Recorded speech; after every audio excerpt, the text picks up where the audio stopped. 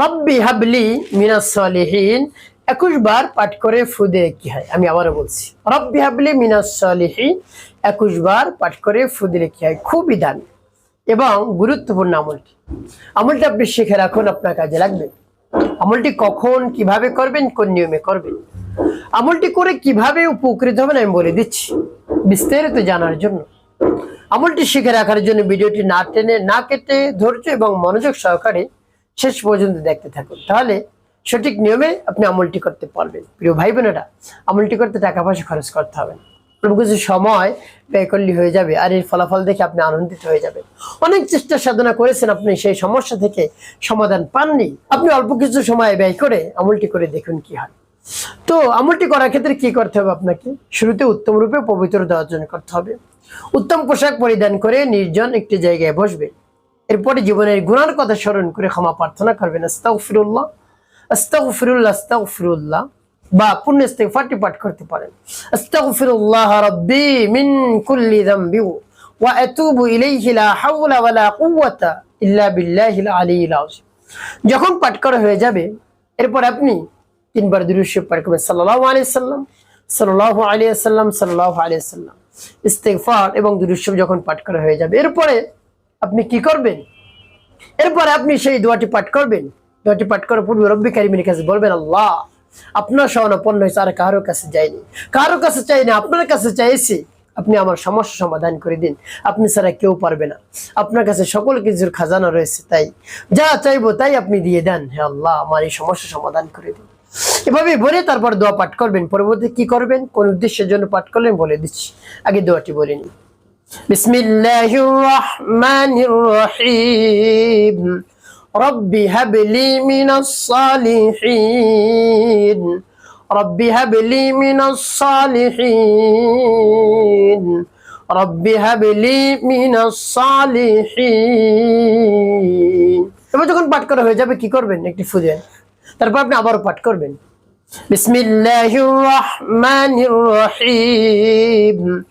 রব্বি হাবলি মিনাস সালিহিন। রব্বি হাবলি মিনাস সালিহিন।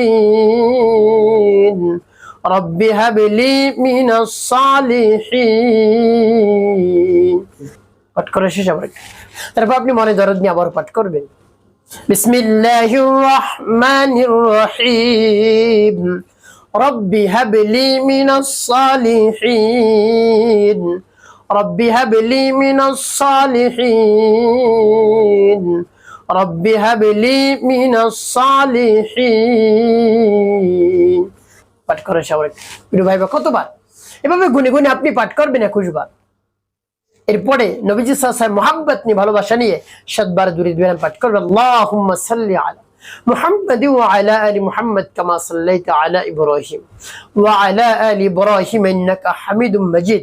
আল্লাহুম্মা বারিক আলা মুহাম্মাদ ওয়া আলা আলি মুহাম্মাদ কামা বারাকতা আলা ইব্রাহিম ওয়া আলা আলি ইব্রাহিম ইন্নাকা হামিদুম মাজিদ। আল্লাহুম্মা সাল্লি আলা محمد وعلى آل محمد كما صليت على إبراهيم وعلى آل إبراهيم إنك حميد مجيد.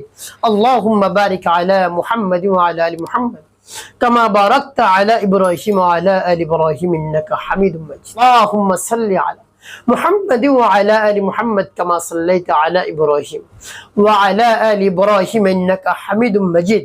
اللهم بارك على محمد وعلى آل محمد كما باركت على إبراهيم وعلى آل إبراهيم إنك حميد مجيد. اللهم صل على محمد وعلى آل محمد كما صليت على إبراهيم وعلى آل إبراهيم إنك حميد مجيد.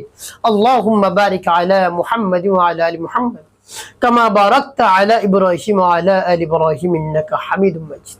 এভাবে যখন দুরূদ ইব্রাহিম পাঠ করা হয়ে যাবে, এরপরে আপনি কি করবেন? দুটি ফু দেবেন। প্রিয় ভাই বোনেরা, কোন উদ্দেশ্যের জন্য আমল করলেন? আপনার যদি সন্তান না হয়, দেখা যায় দীর্ঘদিন হয়ে গেছে, বিবাহ শাদী করেছেন, কোনো সন্তান হয় না, নিঃসন্তান, দেখা যায় 5 বছর 10 বছর 15 বছর 20 বছর হয়ে গেছে, সন্তান নেই। আপনি দুশ্চিন্তার মধ্যে পড়ে গিয়েছেন যে এত অর্থ সম্পদ কে খাবে, কার কাছে আমি দিয়ে যাব। আপনি সেটা ভেবে একেবারে পেরেশানির মধ্যে পড়ে গিয়েছেন। কোনো পেরেশানিগ্রস্ত আপনার হতে হবে না। রব্বে কারিমের শরণাপন্ন হন, তার কাছে বলুন, বিশ্বাস নিয়ে আস্থা নিয়ে রব্বে কারিম আপনার সমস্যার সমাধান করে দেবে। নেক্সট সন্তান আপনাকে দান করবেন, সুসন্তান দান করবেন। আপনার যদি ছেলে সন্তান দরকার হয় রব্বে কারিমের কাছে বলবেন, যদি মেয়ে সন্তান দরকার হয়, কন্যা সন্তান দরকার হয় রব্বে কারিমের কাছে বলবেন। বা এটাও বলতে পারেন, হ্যাঁ আল্লাহ আপনার মর্জি অনুযায়ী আমাকে দান করুন, যেটা দিলে আমার ভালো হবে তাকে আমাকে দান করুন। এভাবে রব্বে কারিমের কাছে বলতে পারেন। প্রিয় ভাই বোনেরা, এভাবে মন খুলে প্রাণ ভরে বিশ্বাস নিয়ে দৃঢ়তার সাথে মনকে স্থির করে যদি চাইতে পারেন, রব্বে কারিম সাথে সাথে আপনার দোয়া দরখাস্ত কবুল করে নেবেন ইনশাআল্লাহ।